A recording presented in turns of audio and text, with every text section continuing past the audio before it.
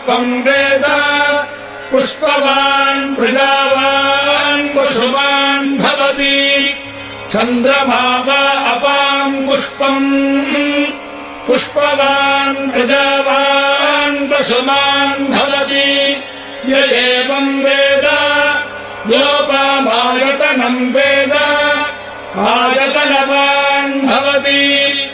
अग्निर्वा अपामायतनम् आयतनवान् भवति योऽग्निरायतनम् वेद आयतनवान् भवति आपो वा अग्निरायतनम् आयतनवान् भवति य एवम् वेद योपामायतनम् वेद आयतनवान् भवति